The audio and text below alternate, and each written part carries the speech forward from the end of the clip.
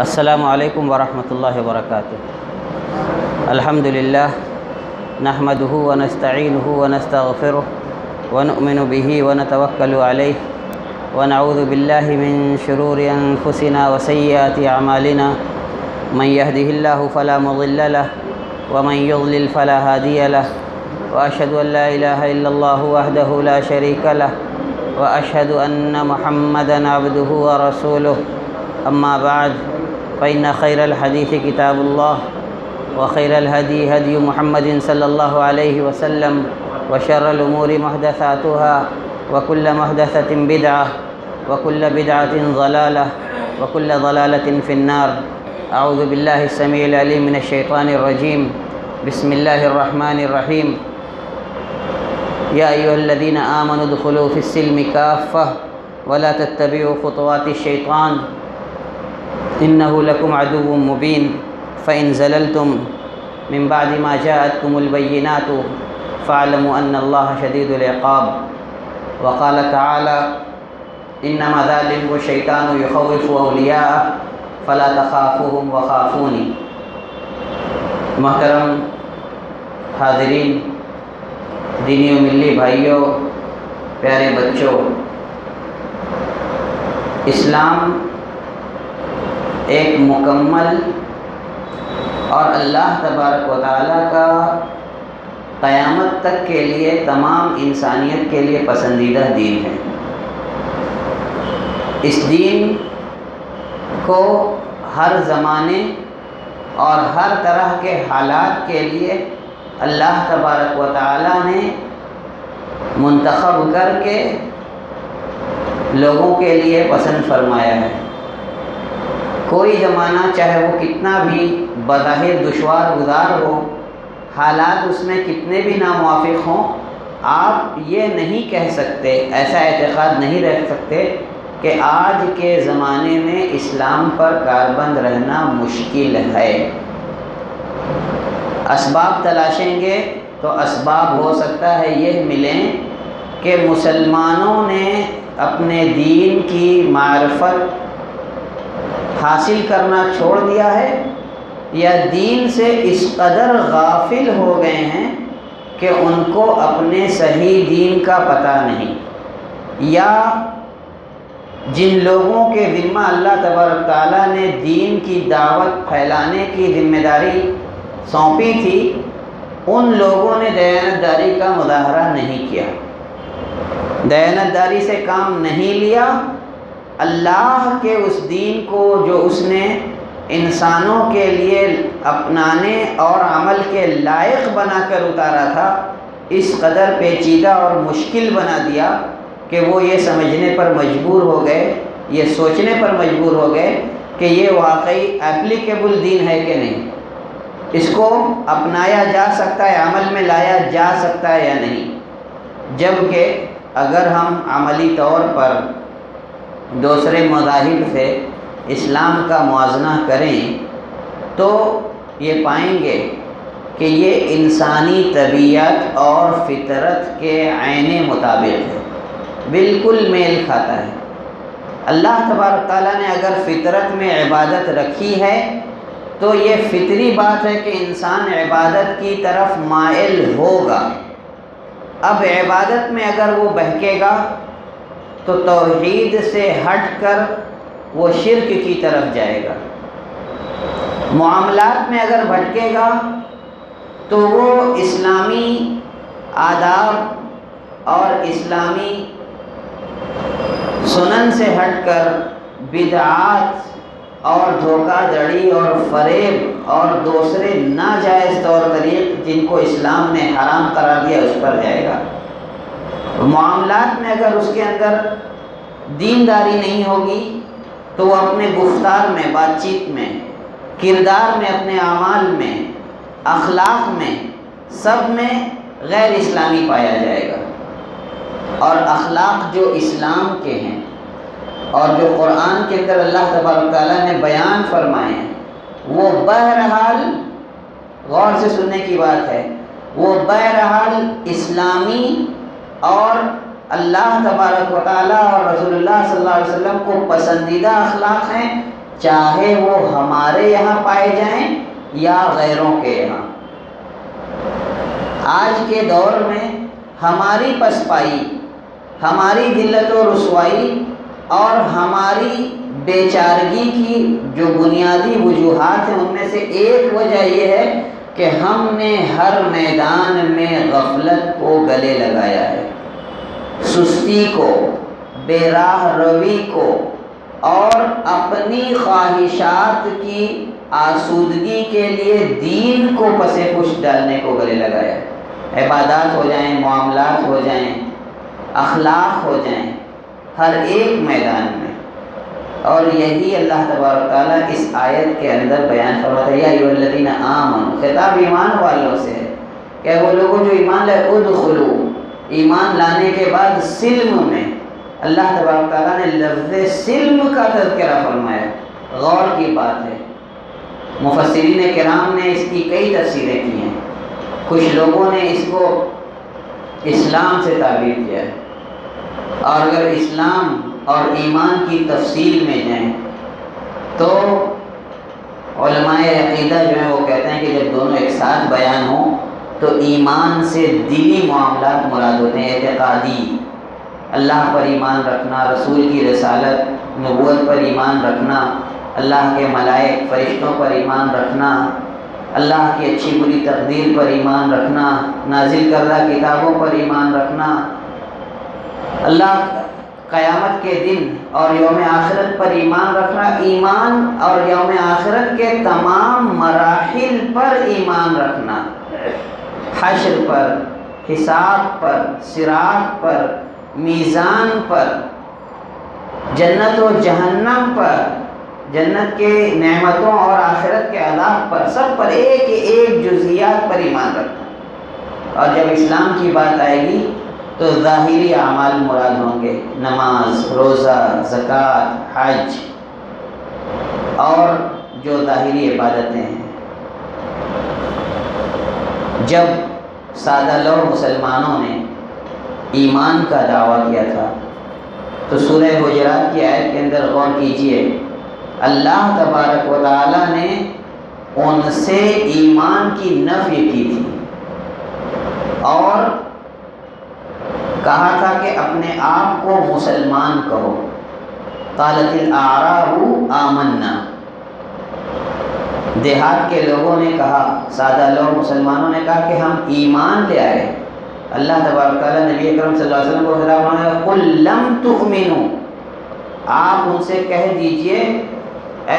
محمد صلی اللہ علیہ وسلم کہ ابھی تم ایمان نہیں لائے ہو، ایمان کے تقاضوں کو پورا کرنے کے اہل نہیں ہوئے ہو ابھی، وَلَٰكِنْ قُولُوا أَسْلَمْنَا، بلکہ یہ کہو کہ ہم اسلام لے آئے، وَلَمَّا يَدْخُلِ الْإِيمَانُ فِي قُلُوبِكُمْ، ابھی ایمان تمہارے دلوں میں داخل نہیں ہوا ہے، جاگزی نہیں ہوا ہے۔ ام سلمہ رضی اللہ تعالیٰ عنہ یا حضرت صفیہ رضی اللہ تعالیٰ عنہ کے متعلق آتا ہے کہ انہوں نے کسی کے لیے اس کی موت پر مومن ہونے کی گواہی دی تھی، تو اللہ کے رسول صلی اللہ علیہ وسلم بڑے ہی حکیمانہ انداز میں ان کو گویا تنبیہ فرمانے کے لیے پوچھتے ہیں، او مسلم، مومن کہنا درست ہوگا یا مسلمان کہنا؟ ایمان یہ بہت اعلیٰ مرتبہ ہے، اسلام میں تو ہر کوئی کلمہ پڑھ کے داخل ہو جاتا ہے، لیکن ایمان کے تقاضوں کو پورا کرنا یہ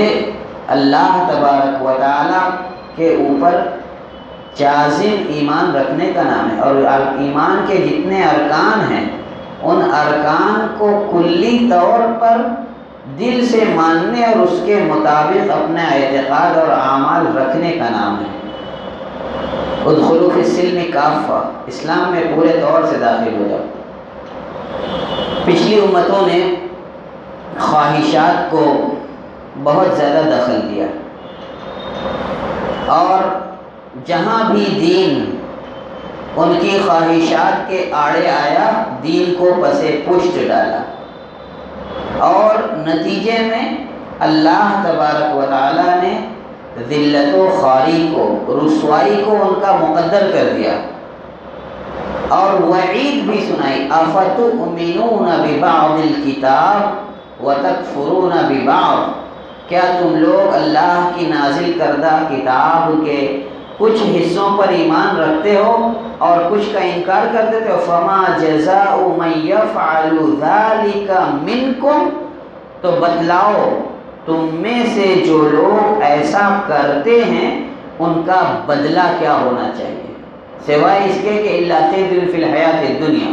دنیا میں رسوائی ہو، ولہم فی الآخرۃ عذاب علیم، اور آخرت میں ان کے لیے اللہ تبارک تعالیٰ نے دردناک عذاب کی وعید سنائی ہے، دردناک عذاب گھیرے گا۔ دین پر وہ لوگ تھے لیکن دین کی ان باتوں کو مانتے تھے جو ان کی خواہشات اور مرضی کی ہوتی تھی، اور جن پر کاربند رہنا مشکل ٹھہرتا تھا ان باتوں کو چھوڑ دیتے تھے، تو اس وعید کے حقدار ٹھہرے۔ اور شیطان آپ کا ازلی دشمن ہے، اور اللہ تبارک تعالیٰ نے اس کو دشمن بنانے کا، دشمن جاننے کا حکم دیا اسی قرآن کے اندر، فَاتَّخِذُوهُ عَدُوًّا، اس کو دشمن ہی جانو۔ تو وہ جتنا آپ کو بہکانے کی کوشش کرے اور آپ اس سے جتنا بچ جائیں، یہی آپ کے قوت ایمانی کی دلیل ہے۔ وہ جو بندے ایمان میں مضبوط رہیں گے وہ شیطان کے بہکاووں میں نہیں آئیں گے، مشکل سے مشکل ترین مراحل میں بھی، مشکل سے مشکل ترین حالات میں بھی وہ ان کے پیش نظر اپنے ایمان اور اپنے دین اور عقیدے کی حفاظت ہوگی۔ ہندوستان کے مدارس کی تاریخ پر جب نظر کیجئے تو ایک بڑا دلچسپ واقعہ تذکرے میں آتا ہے کہ کسی محدث کے یہاں گزشتہ صدی میں کوئی طالب علم پڑھتا تھا اور مدرسے میں جاگیریں لگی ہوتی تھیں۔ آپ کو پتہ ہے آج کی طرح مطبخ کا مدارس میں انتظام نہیں ہوتا تھا، جو اہل خیر حضرات ہوتے تھے شہر کے، وہ کوئی ایک، کوئی دو، کوئی اس سے زائد جتنے کی استطاعت ہوتی طلبہ کا کھانا اپنے یہاں متعین کر لیتا تھا، طلبہ جاتے اس کے یہاں سے کھانا لیتے اور یہی معمول چلتا رہتا۔ ایک طالب علم تھا، اس کی بھی ایک مالدار کے گھر جاگیر لگی ہوئی تھی، وہاں ایک نوجوان لڑکی تھی۔ ایک دن کا اتفاق ہوا کہ وہ لڑکا جب کھانا لینے پہنچا تو لڑکی اکیلی تھی، اور اس نے اس لڑکے کو بدکاری کی دعوت دی، دروازے بند کر لیے، کہا کہ اب بچ کے کہاں جاؤ گے، چلو میرے ساتھ بدکاری کرو۔ اس لڑکے نے کہا کہ ذرا مجھے استنجا کی حاجت ہے اور میں استنجے سے فارغ ہو کے آتا ہوں تو پھر میں آپ کی خواہش کی طرف دھیان دیتا ہوں۔ اسے اپنے ایمان کی حفاظت کی فکر تھی، اپنے دین کی حفاظت کی فکر تھی۔ اس لڑکے نے جا کر کے، غور کا مقام ہے، ہم لوگ چھوٹی چھوٹی آزمائش کے وقت بہک جاتے ہیں، پھسل جاتے ہیں، اس لڑکے نے اپنے پورے جسم کو بیت الخلاء کی غلاظت سے گندا کر لیا، آلودہ کر لیا، اور اس حالت میں اس لڑکی کے پاس جب پہنچا تو اس نے متنفر ہو کر گھن کھا کر جلدی سے اس کو اپنے گھر سے بھگا دیا۔ یہ لڑکا آ کر کے یہ ساری بات جب اپنے استاد اس محدث سے بیان کرتا ہے تو وہ ایک بات کہتے ہیں، اور وہ کہتا ہے کہ آپ دعا کیجئے کہ اللہ تبارک تعالیٰ میرے اس عمل کے بدلے مجھے آخرت میں بھلائی سے نوازے۔ استاد دعا کرتے ہیں، لڑکا اتفاق کی بات کہ کچھ دنوں کے بعد وفات پا جاتا ہے۔ اس کی میت سے خوشبو اٹھ رہی تھی۔ یہ بات اس محدث نے کسی سے بیان نہیں کی۔ لڑکے کی پردے داری کا مسئلہ تھا، اس گھر والوں کی بھی پردے داری کا مسئلہ تھا، اس نوجوان لڑکی کی بھی پردے داری کا مسئلہ تھا، لیکن جب لوگوں نے سوال کیا تو انہیں بتلانا پڑا کہ اس نے اپنے ایمان کی اس طرح حفاظت کی، اور میں نے اللہ سے دعا کی تھی کہ اللہ تو آخرت میں اس کے جسم کو اس بدبو سے آلودہ ہونے کے بدلے خوشبو سے مہکا دینا، معطر کر دینا۔ اور تم لوگ دیکھ رہے ہو کہ ابھی اس کی اخروی زندگی کا آغاز ہے اور اس کے میت سے خوشبو آ رہی ہے۔ شیطان ورغلاتا ہے، ایسے موقع پر اگر وہ بہک جاتا تو شیطان کے فریب میں آ کر غلط کاری میں بھی ملوث ہو سکتا تھا، لیکن اللہ جس کو چاہے اس کو اپنی حفظ و امان میں رکھتا ہے۔ یوسف علیہ السلام کے قصے کے اندر غور کیجئے، عزیز مصر کی بیوی نے بھی دروازے بند کر لیے تھے، اور اللہ تبارک تعالیٰ نے سورہ یوسف کے اندر جو نقشہ کھینچا ہے وَلَقَدْ هَمَّتْ بِهِ وَهَمَّ بِهَا، کہ وہ بھی مائل ہوئے اور یہ بھی مائل ہوئی اور یہ بھی مائل ہوئے، لولا ان رأى برہان ربی، اگر انہوں نے اپنے رب کی نشانی دیکھ نہ لی ہوتی تو رب کی نشانی نظر آئے اور اللہ کا خوف آدمی کے دل میں جاگزی ہو تو وہ اپنے آپ کو ان بہکاووں سے بچا سکتا ہے۔ وَلَا تَتَّبِعُوا خُطُوَاتِ الشَّيْطَانِ إِنَّهُ لَكُمْ عَدُوٌّ مُّبِينٌ، وہ تمہارا کھلا ہوا دشمن ہے۔ فَإِن زَلَلْتُمْ مِن بَعْدِ مَا جَاءَتْكُمُ الْبَيِّنَاتُ، اللہ تبارک تعالیٰ آخری آیت کے اندر دوسری آیت کے اندر وعید بھی سنا رہا ہے کہ اس کے باوجود اگر تم پھسل گئے، فَإِن زَلَلْتُمْ مِن بَعْدِ مَا جَاءَتْكُمُ الْبَيِّنَاتُ، براہین دلیلیں تمہارے پاس آنے کے بعد بھی اگر تم راہ حق سے پھسل گئے، فَاعْلَمُوا، تو اس بات پر یقین رکھیے، ان اللہ شدید العقاب، کہ اللہ تبارک و تعالی بڑی سخت گرفت فرمانے والا ہے۔ تربیت اسلامی ہونی چاہیے، مدمع نگاہ آخرت ہونا چاہیے۔ اللہ کے رسول صلی اللہ علیہ وسلم صحابہ کرام کو یہی ترغیب دیتے تھے، اور اگر ہم آج کی طرز معاشرت اور اس دور کی زندگی پر غور کریں اور ان کے کارناموں اور آج کے دور کے انسانوں کے کارناموں کا موازنہ کریں تو کوئی موازنہ نہیں ہے، اور دیکھیں تو جتنی سادگی، بلکہ کہا جائے کہ جس قسم پرسی میں جی کر کے انہوں نے اتنے بڑے بڑے کارنامے انجام دیے، وہ اس بات کی بین دلیل ہے کہ انہوں نے اپنا مقصد آخرت کو بنایا، دنیا کو نہیں۔ دنیا کو انہوں نے وہی سمجھا جو اللہ کے رسول صلی اللہ علیہ وسلم نے ان کو سمجھایا تھا، کن فی الدنیا کأنک غریب، دنیا میں ایسے جیو جیسے اجنبی ہو۔ اجنبی ہم اور آپ جب اپنے شہر اپنے ملک سے دور جاتے ہیں، عازمین حج جو حج کے سفر پہ گئے ہیں، یا جن لوگوں کو حج کی سعادت نصیب ہوئی ہے، ان سے پوچھئے کہ حج کے ارکان ادا ہو جانے کے بعد اللہ رب العزت کے گھر کے اتنے قریب رہتے ہوئے بھی دل اچٹ جاتا ہے اور طبیعت یہ چاہتی ہے کہ اب اپنے وطن کو لوٹیں۔ تو جو ہمارا حقیقی وطن ہے، جہاں کی نعمتیں ختم ہونے والی نہیں، جہاں بلا کسی مشقت کے صرف آرزو کرنے پر چیزیں ہمارے سامنے حاضر ہو سکتی ہیں، اس سے غفلت کیسی؟ اور جو سب سے اٹل حقیقت ہے، ہمیں اس پر یقین نہیں ہے یا ہم اس سے غافل ہیں، تو کیوں؟ کہ موت آنی ہے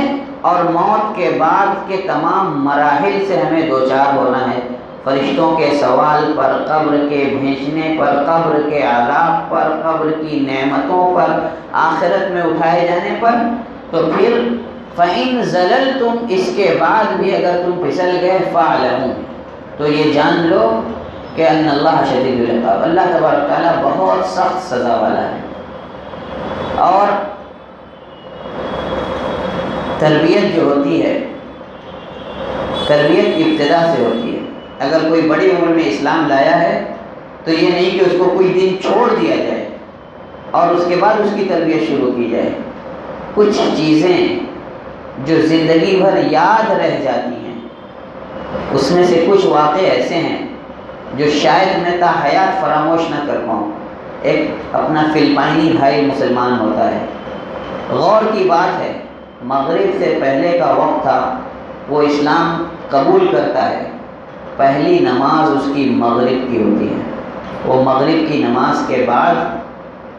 اسٹینڈنگ مائک تھا مسجد میں، اس کو پکڑ کے کھڑا ہوتا ہے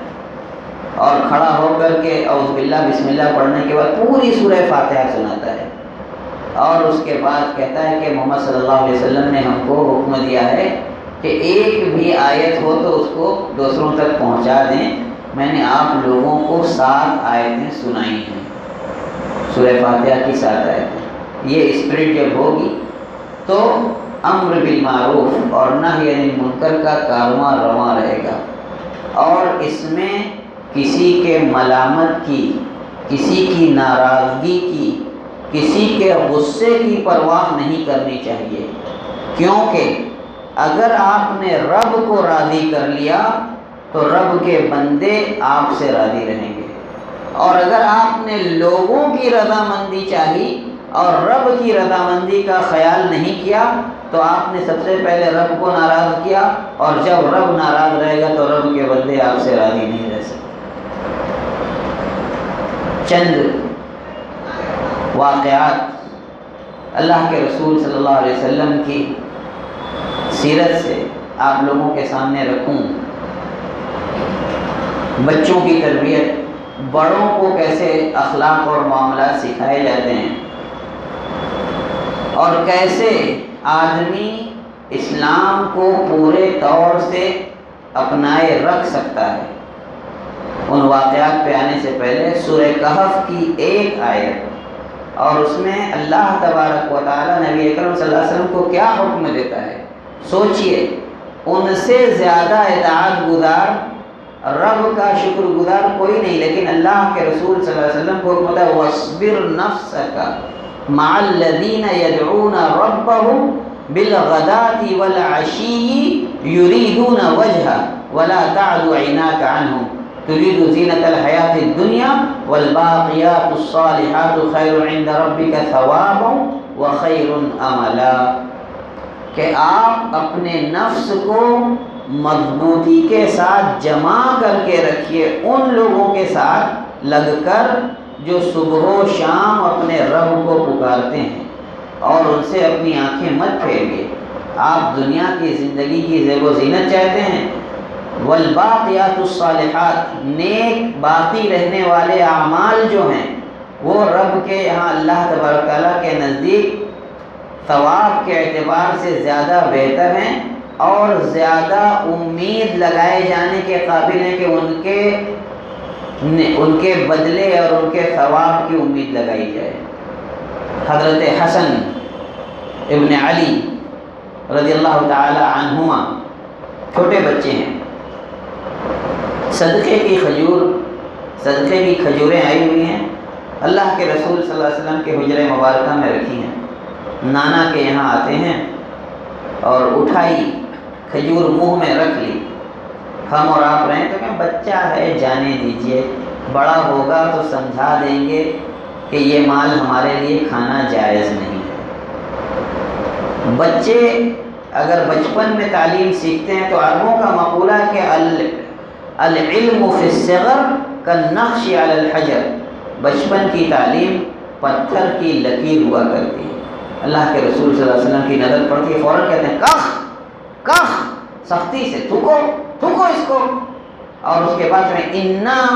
آل بنی ہاشم لا ناکل الصدقہ، کہ ہم بنو ہاشم کے لوگ صدقے کا مال نہیں کھاتے، تھوکو۔ آج سے تربیت ہو رہی ہے، ابھی سے منہ میں گئی کھجور نکلوا دیا، بچہ یہ جان جائے گا ساری عمر کے لیے کہ مال منہ لگانے سے پہلے یہ دیکھنا ہے کہ کیسا ہے، ہمارے کھانے کے لائق ہے کہ نہیں۔ وہ صرف یہ بات نہیں کہ صدقہ ہم نہیں کھا سکتے، اس کو ایک بات کی یہ تربیت ہو رہی ہے کہ اپنے منہ میں کوئی لقمہ ڈالنے سے پہلے اس لقمے کی ماہیت اور اصلیت کو آپ جان لیجیے، کیسا ہے وہ، ہمارے لیے ٹھیک ہے یا نہیں۔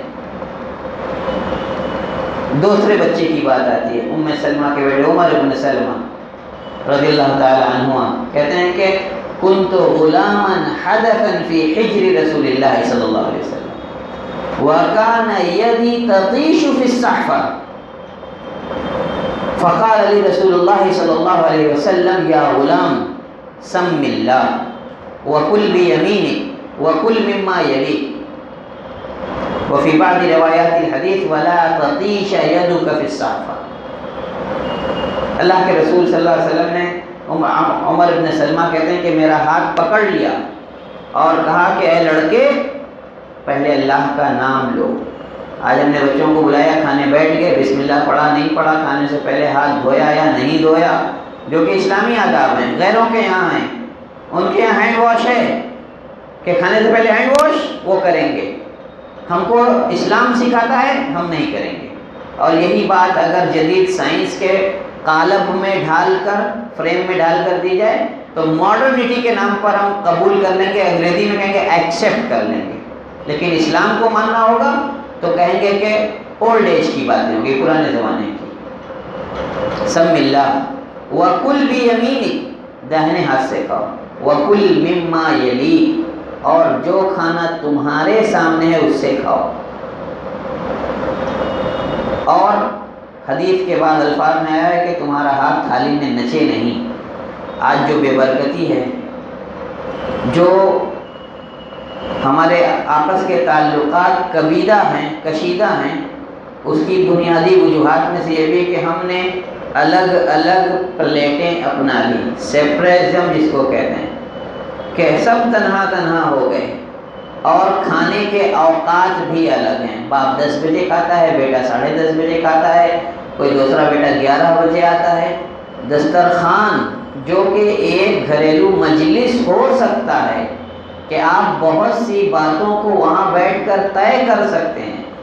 اور بہت سی برائیوں سے, کھانے کے آداب کی کمیوں سے وہیں اصلاح ہو سکتی ہے, اس سے ہم محروم ہو جاتے ہیں. اور پھر جو الفت پیدا ہوتی ہے, اللہ کے رسول صلی اللہ علیہ وسلم کے گھر میں ایک بڑا صحن تھا, سینی تھی, جس پر عموماً کھانا جب لگتا تھا, مہمان آتے تھے تو سب اکٹھے کھاتے تھے. آج بھی آپ اس سنت کو عربوں کے یہاں پائیں گے, اور اگر ہم اپنائیں تو شاید ہم اپنا نہ پائیں, کیونکہ ہم اس کے عادی نہیں ہیں. اور بارہا مشاہدہ ہے کہ سینی لگتی تھی, ہم اور اہل خانہ بیٹھ کر جب کھا چکتے تو اسی سینی میں ہمارے بچے ہوئے کھانے کو پردہ گھیر دیا جاتا, تو عورتیں آ کر کے بیٹھ کر کے کھاتی, مگر سینی وہی رہتی, بدلی نہ جاتی. سنت کی پابندی بہت سی برکتوں کا ذریعہ ہوتا ہے. ایک واقعہ اور, اللہ کے رسول صلی اللہ علیہ وسلم مدینہ کے بازار میں گشت کر رہے ہیں. ایک کھانے والے کو دیکھا, گیہوں تھا, گیہوں بیچ رہا ہے, اوپر کا گیہوں سوکھا ہے. اللہ کے رسول صلی اللہ علیہ وسلم نے نیچے ہاتھ ڈالا اور گیہوں تر تھا. اللہ کے رسول صلی اللہ علیہ وسلم نے پوچھا ما ھذا یا صاحب الطعام, کھانا بیچنے والے یہ کیا ہے؟ کہا یا رسول اللہ انما اصابتہ السماء, بارش لگ گئی ہے اس کو. اللہ کے رسول صلی اللہ علیہ وسلم نے پوچھا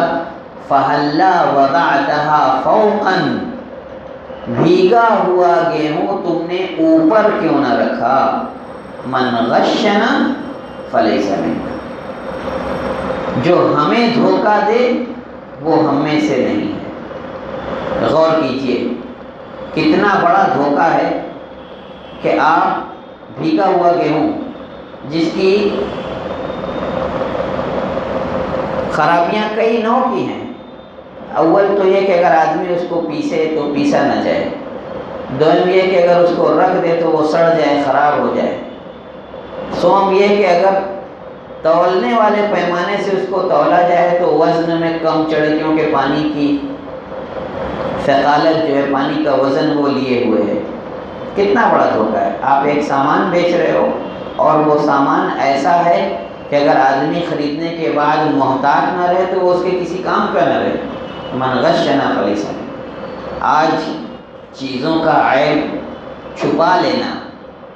یا چیزوں کی خوبیاں اس میں موجود خوبیوں سے بڑھا کر کے بیان کرنا، یہ جدید تجارت کا طریقہ کار سمجھا جاتا ہے، اور یہ بے برکتی کا سب سے بنیادی سبب ہے۔ اور یہ میں نہیں کہتا، اللہ کے رسول صلی اللہ علیہ وسلم فرماتے ہیں البیعان ان صدقا وبینا بورک لہما فی بیعہما وان کذبا وکتما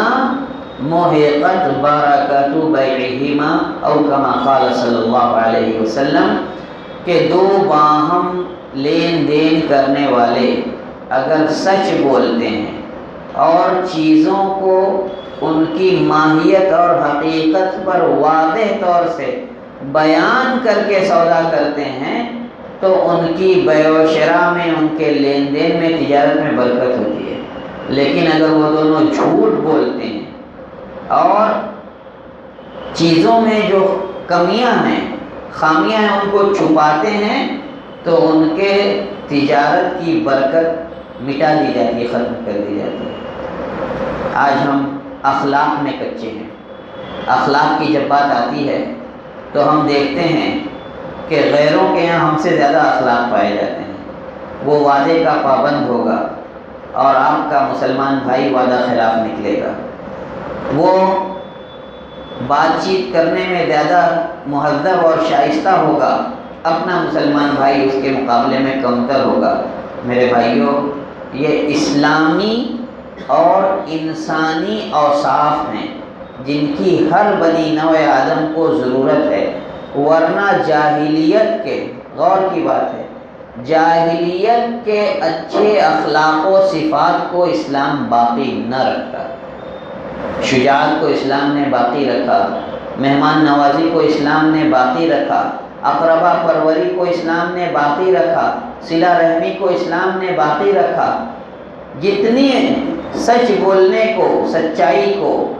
اسلام نے باقی رکھا، جو ان کے یہاں امانت داری کو جو اچھی سمجھی جاتی تھی اور جو وہاں بھی بری سمجھی جاتی تھی، بھلے رائج تھی، انہی کو مٹانے کے لیے اسلام اور اللہ کے رسول صلی اللہ علیہ وسلم کی بعثت ہوئی۔ انما بعثت لاتمم مکارم الاخلاق، مجھے اچھے اخلاق کو ان کے عروج تک، اعلیٰ ترین درجے تک پہنچانے کے لیے بھیجا گیا ہے۔ آج مسلمانوں کو اپنے اخلاق سدھارنے کی ضرورت ہے۔ اور پھر ایک دوسری حدیث کے اندر اللہ کے رسول صلی اللہ علیہ وسلم فرماتے ہیں انما بعثت معلما، مجھے معلم بنا کر کے بھیجے گئے، لوگوں کو تعلیم دینے والا، تعلیم سکھلانے والا۔ آج ہم تعلیم کی طرف کتنے راغب ہیں اور اپنے نونہالوں کی تعلیم کے بارے میں کتنا سنجیدہ ہیں، اس پر بھی غور کیجئے اور اللہ کے رسول صلی اللہ علیہ وسلم کے چند اقدامات کی طرف نظر کیجئے۔ مدینہ ہجرت کے بعد پہلا کام مسجد نبوی کی تعمیر کے بعد کہ وہاں صفہ قائم کیا، اور صفہ جہاں پناہ گاہ تھی ناداروں کی، مسکینوں کی، وہیں ایک درسگاہ بھی تھی۔ پہلی بار حق و باطل کی مارکہ آرائی ہوئی، کفار قیدی جو ہاتھ لگے، ان میں سے جو تعلیم یافتہ تھے ان کو مسلم بچوں یا مسلم معاشرے کے جو لوگ لکھنا پڑھنا سیکھنا چاہتے ہیں ان کو تعلیم دے کر کے یہی ان کی رہائی کا عوض اور بدلہ قرار پایا۔ یہود کی شرانگیزی سے بچنے کے لیے حضرت زید بن ثابت کو ان کی زبان سیکھنے کا حکم دیا، اور آپ نے بے شمار احادیث کے اندر علم کو حاصل کرنے اور علم کے راستے پر لگے رہنے والوں کو بشارت اور خوشخبری سنائی۔ من سلک طریقا یلتمس فیہ علما سہل اللہ لہ بہ طریقا الی الجنہ، جو کسی راستے پر لگتا ہے، علم کی جستجو اور تلاش میں کسی راستے پر لگتا ہے، اللہ اس کے اس عمل کے بدلے جنت کا راستہ آسان فرما دیتا ہے۔ اور طالب علم کے لیے دنیا کی ہر مخلوق دعائے خیر کرتی ہے، دعائے مغفرت کرتی ہے، یہاں تک کہ چیٹیاں اپنے سوراخوں میں اور مچھلیاں پانی کے اندر بھی علم سیکھنے والے شخص کے لیے دعائے رحمت و مغفرت کرتی ہے۔ ہم جب تعلیم کے لیے اپنے بچوں کو اسکول یا مدرسہ بھیجیں گے اور ہمارا مقصد اخلاص اور للہیت کے ساتھ یہ ہوگا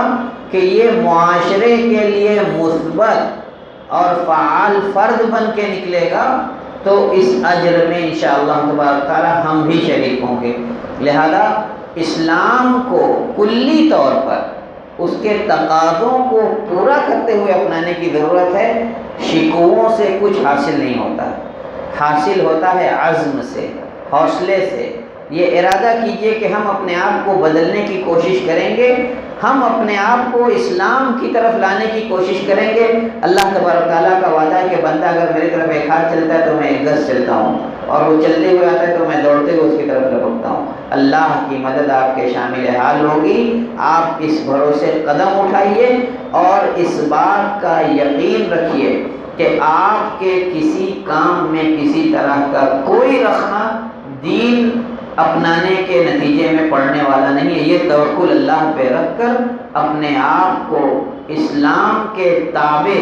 اللہ کے احکام کے تابع کرنے کا اور اس کے مطابق زندگی جینے کا عہد کیجیے۔ اللہ تبارک تعالی ہمارا اور آپ کا سب کا حامی و ناصر ہو، جب تک اس جہان فانی میں زندہ رکھے، ایمان اور اسلام کے ساتھ زندہ رکھے، اور جب خاتمہ ہو تو کلمہ اسلام پر ہمارا خاتمہ بھی ہو۔ وآخر دعوانا الحمدللہ رب العالمین، والسلام علیکم۔